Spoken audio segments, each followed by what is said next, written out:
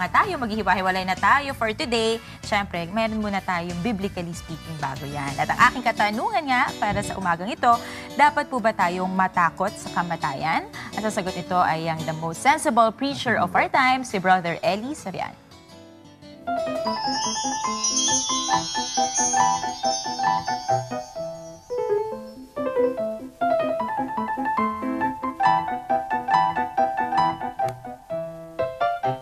Meron pong natatakot siyempre sa kamatayan. Alam mo kapatid, ano po yan natural na ng tao yung matakot sa kamatayan Sinabi po yan ang pinakamatalinong haring tao na nabuhay sa mundo.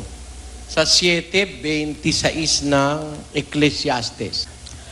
At nakasumpong ako ng bagay na lalong mapait kaysa kamatayan. Sa makatwid bagay ang babae. Sabi po ni Haring Solomon, nakasumpong ako ng bagay na lalo pang mapait kaysa kamatayan. So, ang kamatayan po mapait. Dahil sa pait niyan, maguni-gunita mo lang na yung asawa mo mamamatay, you fear for him. Di ba ho? Magunita mo lang yung magulang mo mamamatay, malungkot ka kung mahal mo magulang mo lalo na siguro kung ikaw na mamamatay, lalo ka sigurong natatakot. Pero, alam nyo kapatid, meron pong hindi natatakot sa kamatayan. Kagaya ni San Pablo, pakinggan nyo sa 20:24 ng Gawa. Datapwat hindi ko minahal ang aking buhay, nawaring sa akin ay mahalaga. Maganap ko lamang ang aking katungkulan. Ayon, alang-alang sa tungkulin niya, hindi ko minamahal ang buhay ko, nawaring sa akin ay mahalaga. So, hindi siya takot mamatay, maganap niya lang po yung kanyang tungkulin. Meron akong alam dati, isang opisyal ng gobyerno, meron po siyang hawak na bangko. Sa gobyerno siya, sa panahon ni dating Pangulong Cory. No? Kung siya yung opisyal doon, siya nakakaalam, yung bolt ng bangko, bukas po. Lumindol. Alam nyo ba nagtakbuhan lahat ng tao? Siya hindi. Isasara muna niya yung bolt bago niya iwan dahil baka mawala yung pera. Pinaglilingkuran niya yung kanyang tungkulin. Ibig sabihin, mas mahal niya yung tungkulin niya kaysa matakot siyang mamatay. Ganun po si Pablo. Sinabi niya po rin yan sa unang Korinto 9 na mas mahalaga sa kanya yung tungkulin kaysa sa buhay. Hindi siya takot mamatay. Pakinggan niyo. Ngunit ako'y hindi gumamit ng anuman sa mga bagay na ito. At hindi ko sinusulat ang mga bagay na ito upang gawin ang gayon sa akin. Sapagkat mabuti pa sa akin ang mamatay kaysa pa walang kabuluhan ninuman ang aking karangalan. Ayan, mabuti pa sa akin ang mamatay. Ang sabi ni Pablo, mabuti pa raw sa kanya mamatay kaysa pa walang ng kabuluhan ng kanyang karangalan. So, hindi po siya takot mamatay, kapatid.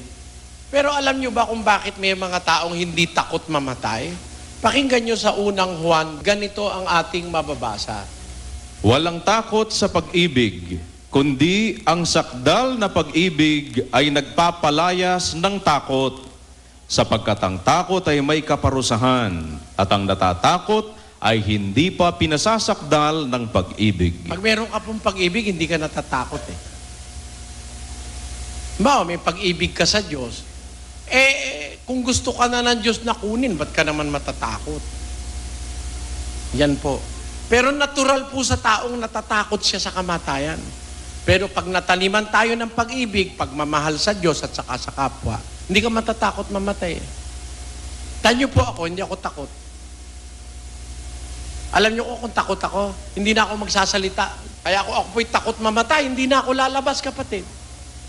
Na-under surveillance ako Kaya masasabi natin, hindi tayo dapat matakot mamatay kung wala tayong ginagawang masama. Ang masama, gumagawa ka ng masama, pag doon ka namatay, ay kawawa ka po. Dahil pagdating ng araw ng paghuhukom, pananagutan mo sa Diyos yung masamang ginawa mo. Yun po. Dapat, bago tayo mamatay, maghanda po tayo na mamatay man tayo sana, kung tayo mamamatay, mamatay tayo na gumagawa tayo ng kabutihan sa Diyos at sa kapwa. Yun po.